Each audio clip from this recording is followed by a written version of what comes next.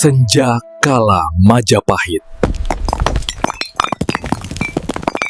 Wafatnya Gajah Mada tahun 1304 merupakan kehilangan besar bagi Majapahit.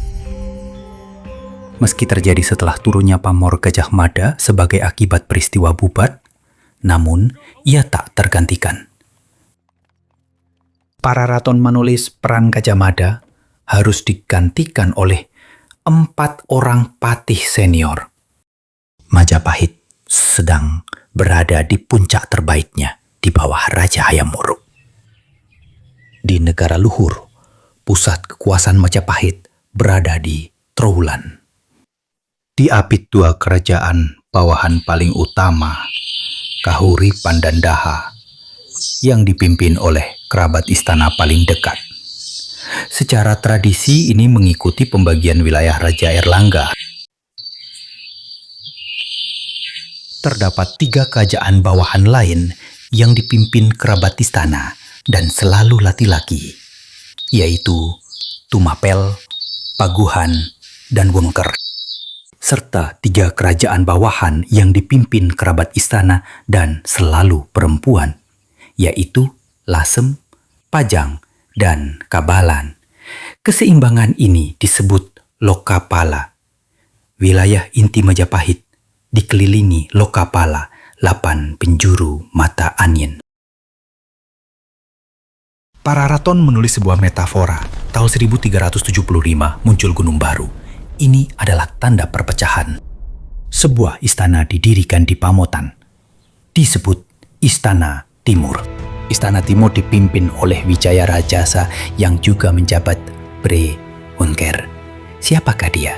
Saat muda ia bernama Raden Kudamerta. Dia adalah suami Dyah Wiyat Raja Dewi, Bibi Hayam Wuruk. Saat peristiwa Bubat, ia pendukung terkuat penggunaan kekerasan terhadap Sunda. Lalu menikahkan raja yang sedang bersedih hati itu dengan putrinya sendiri, Padukasori. Maka Wijaya Rajasa adalah paman sekaligus mertua Hayam Wuruk. Negara Kertagama telah mencatat bibit ambisi Kudamerta sejak muda. Namun ia baru mewujudkan cita-citanya setelah wafatnya orang-orang yang diseganinya. Gajah Mada, Tribuana Tunggadewi, dan istrinya sendiri, Dyah Wiyat Raja Dewi. Dualisme berkembang karena Hayam Wuruk tidak berani menegur paman sekaligus mertuanya tersebut. Situasi di permukaan tetap tenang karena saling segan. Tapi bangsawan terpecah. Sebagian berpindah loyalitas ke Istana Timur.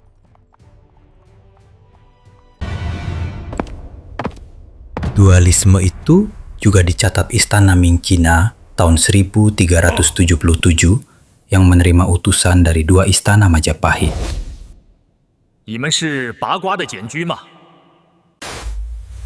Api dalam sekam menunggu waktu membakar semua. Wijaya Rajasa dan Hayam Wuruk wafat hampir bersamaan, 1388 dan 1389. Dualisme diwariskan. Di Istana Barat, Hayam Wuruk digantikan Wikramawardhana. Di Timur, Wijaya Rajasa digantikan oleh Bre Wirabumi. Wikramawardhana, bernama muda Raden Gagak Sali, adalah keponakan Raja Hayam Wuruk yang menikahi putri mahkota Sri Kusuma Wardhani yang cantik jelita, sepupunya sendiri. Keponakan yang menjadi menantu Bre Wirabumi, anak lelaki Raja Hayam Wuruk dari istri selir, menikahi saudara perempuan Wikramawardhana yang bernama Sri Nagarawardhani, bertubuh gendut, berjuluk Bre Lasem Sang Alemu yang gendut.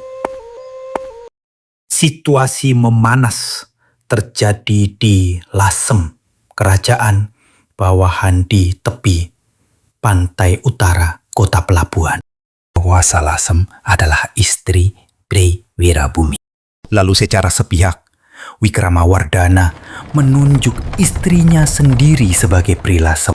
Dualisme istana Majapahit telah menurun ke Lasem, kerajaan bawahan, antara Brilasem sang Alemu, istri Briwirabumi, dan Brilasem sang Ahayu, istri Wikramawardhana.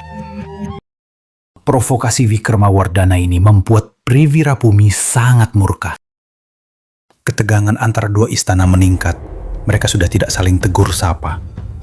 Belum terjadi benturan fisik, tapi ini hanya soal waktu saja.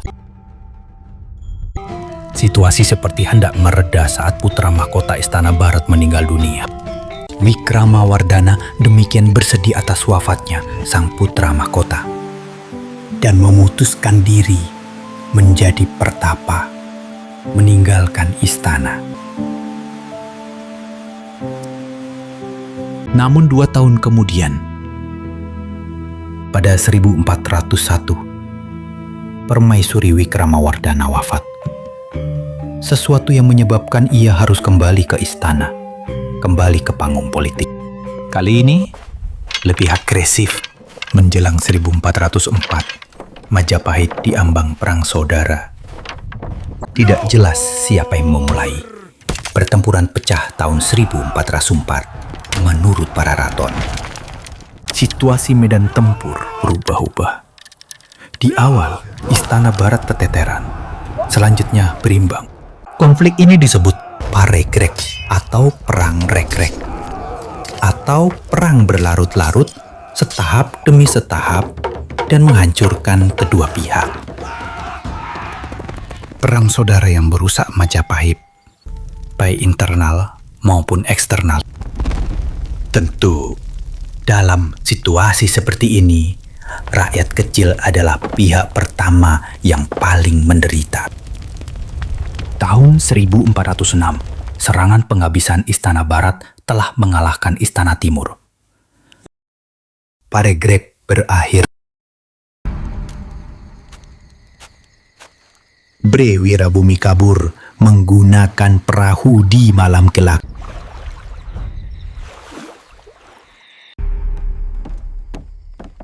Namun Raden Gajah, Ratu Angabaya atau Panglima Pengaman Istana Barat, mengejarnya. Raden Gajah membunuh Briwirabumi, memenggalnya. Para raton menceritakan Raden Gajah membawa kepala Briwirabumi ke Istana Barat sebagai bukti kemenangannya. Beberapa analisis menduga ia sebelumnya pengikut Istana Timur yang membelot ke barat. Kelak, kekejamannya akan dibalas Suhita. Istana Barat menang, namun kemenangan itu tidak sebanding dengan kerugian Majapahit secara keseluruhan. Pamor kerajaan ini terus merosot. Beberapa wilayah bawahan di Kalimantan dan Sumatera melepaskan diri dari Mandala Majapahit. Satu kejadian dicatat kronik Cina saat penyerbuan oleh Istana Barat. 170 utusan Cina ikut terbunuh. Wikramawardhana meminta maaf. Kaisar Cina yang murka menuntut denda 60.000 tahi lemas. Majapahit tidak sanggup melunasinya, dan ini merusak reputasinya di panggung internasional. Dalam rangka rekonsiliasi, Wikramawardhana menikahi putri Briwirabumi yang masih muda. Pasangan ini melahirkan bayi perempuan yang dinamai Suhita. Kelak bayi ini akan menjadi Ratu Suhita, berkuasa di Majapahit sejak tahun 1499 hingga 1447. Hal penting yang dilakukan Ratu Suhita saat berkuasa adalah menghukum mati Raden Gajah sebagai balas dendam atas pembunuhan kakeknya Briwirabumi 30 tahun sebelumnya. Padahal Raden Gajah melakukannya atas perintah ayahanda Ratu Suhita sendiri, Wikramawardhana. Konflik keluarga yang rumit dan diwariskan. 300 tahun kemudian, sekitar 1775, di masa Mataram Islam, Paregrek ditulis ulang menjadi Serat Damar Bulan.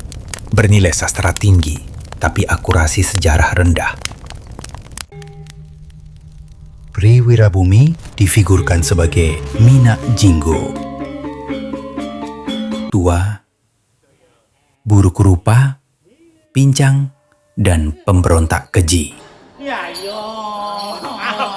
Mina Jinggo dikisahkan sebagai adipati Blambangan, padahal istana timur ada di Pamotan. Jarak dari Pamotan ke Blambangan sekitar 280 km. Bagi Mataram Islam, kisah ini digunakan sebagai alat legitimasi politik dan budaya atas usaha penaklukan Mataram Islam terhadap kerajaan Blambangan sejak abad 17 yang tidak pernah komplit. Raden Gajah digambarkan sebagai Damar Wulan, pemuda tampan dari desa yang disukai semua perempuan. Akhirnya berhasil mengalahkan Mina Jinggo. Nora bakal mundur sejangka. Sawangan niki.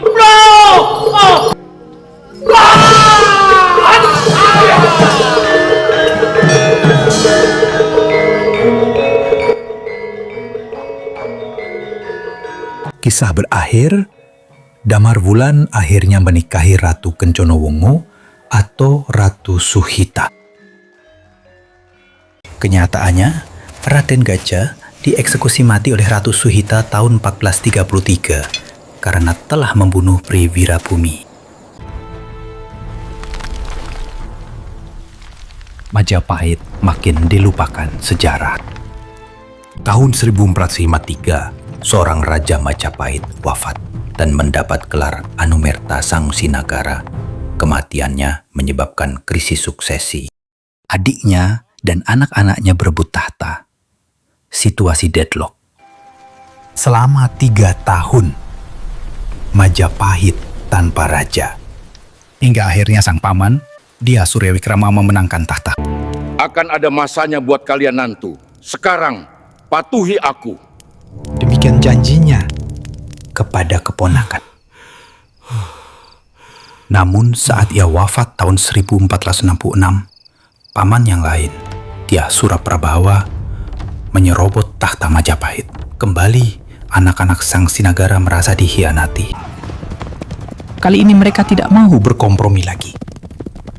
Mereka pergi dari ibu kota Majapahit dan membangun basis pertahanan di Jinggan. Satu tempat di pelosok di mana anak-anak Sang Sinagara menyiapkan pasukan, logistik, dan rencana perlawanan. Menunggu waktu yang tepat. Kita harus penuh perhitungan. Siapa cepat, dia dapat. Siapa tepat, dia selamat.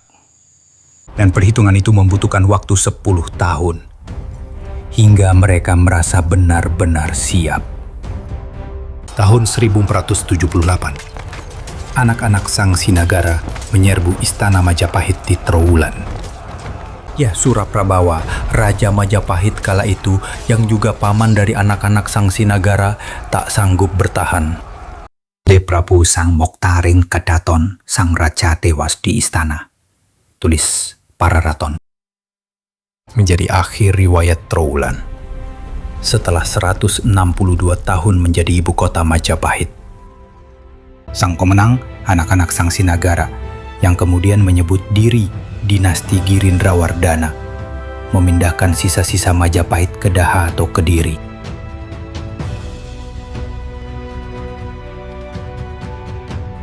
Tahun 1478 itu, pada era kemudian, di masa Mataram Islam, abad 17 dan 18, dipopulerkan melalui sengkalan Sirna Ilang Kertaning Bumi. Ini tercantum di Babat Tanah Jawi dan Serat Kanda. Namun kedua naskah dari era Islam ini menuturkan bahwa kejatuhan Majapahit pada 1478 disebabkan oleh serbuan Kesultanan Demak di bawah Raden Fatah. Tentu ini bertentangan dengan Pararaton yang tidak secuil pun menulis tentang Islam dan Demak dalam kejatuhan Majapahit. Lalu mana yang benar? Benar dan salah adalah rumit bagi sejarah yang multitafsir dan langkanya sumber-sumber primer yang kredibel. Maka, sikap terbaik adalah membuka diri dan pikiran pada seluruh alternatif-alternatif narasi dan mengujinya multidisipliner. Tidak perlu ada narasi tunggal secara terburu-buru. Dialektika sejarah. Kita bisa memulainya di sini. Kronik peristiwa di Pararaton ditutup dengan kisah gunung yang meletus tahun 1481.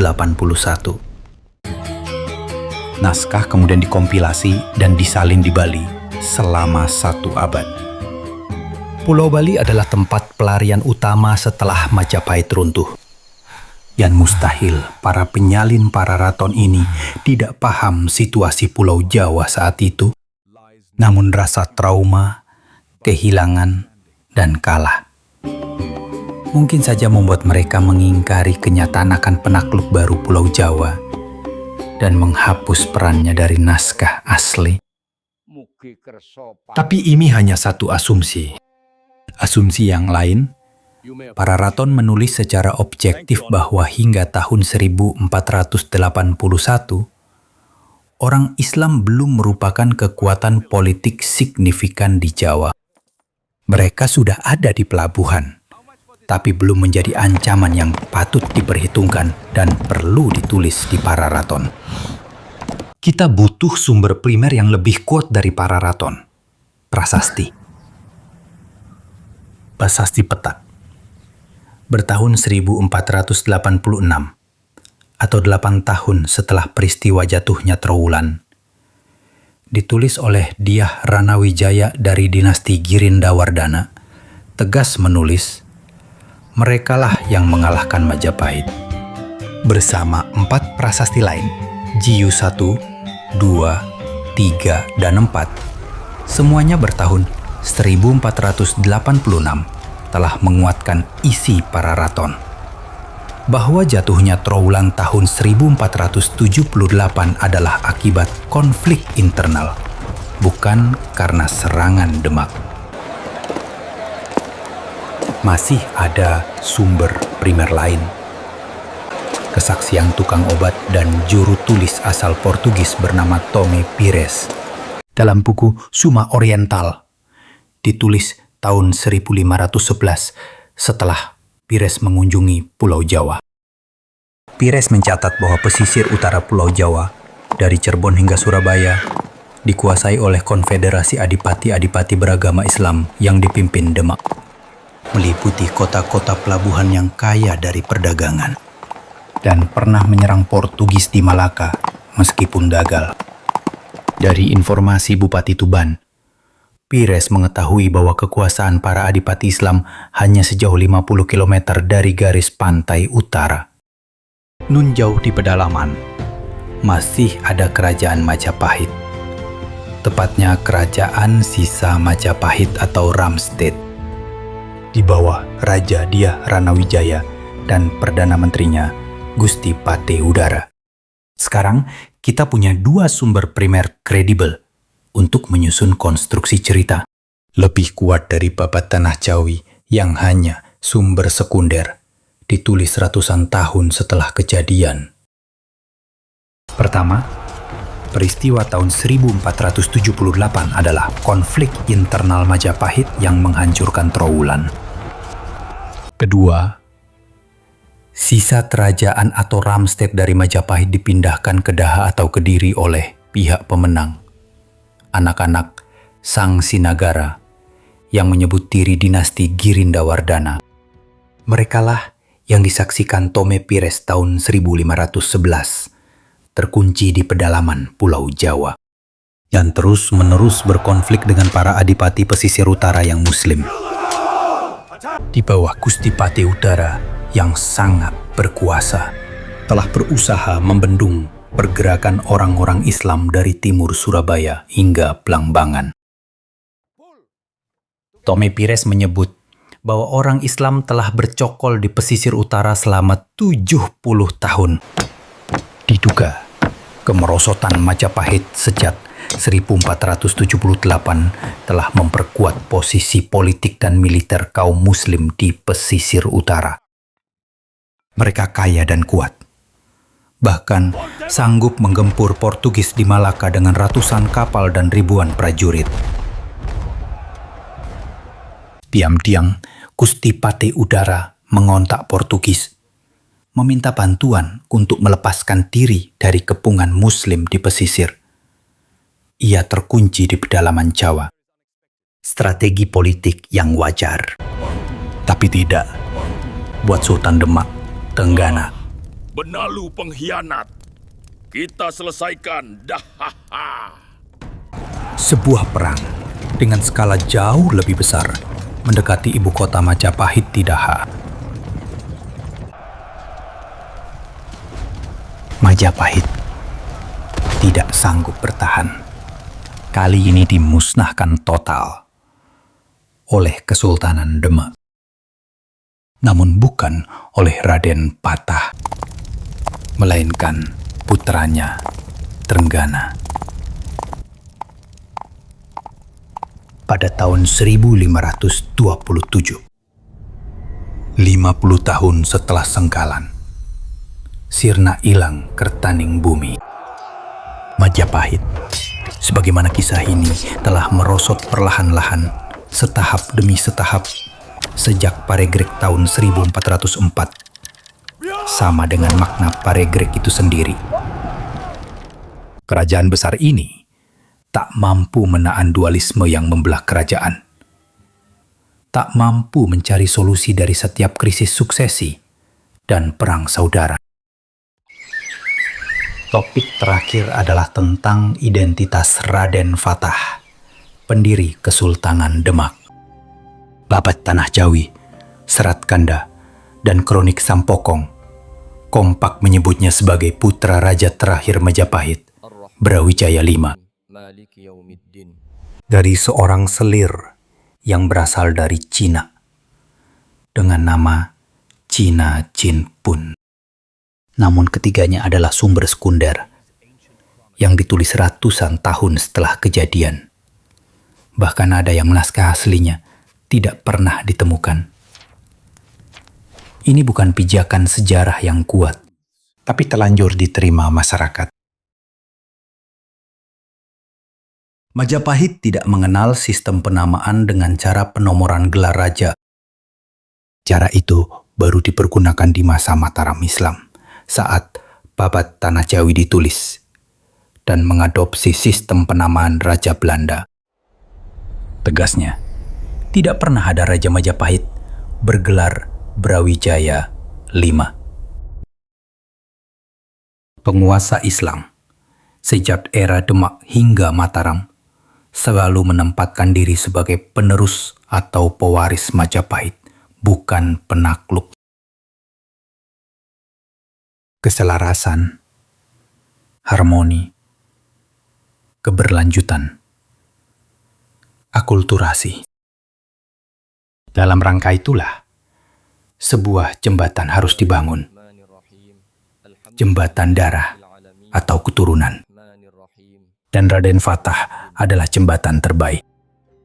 Sebagai sumber legitimasi kekuasaan-kekuasaan berikutnya, bahwa mereka adalah pewaris sah Majapahit. Ini adalah cara kekuasaan, cara Jawa.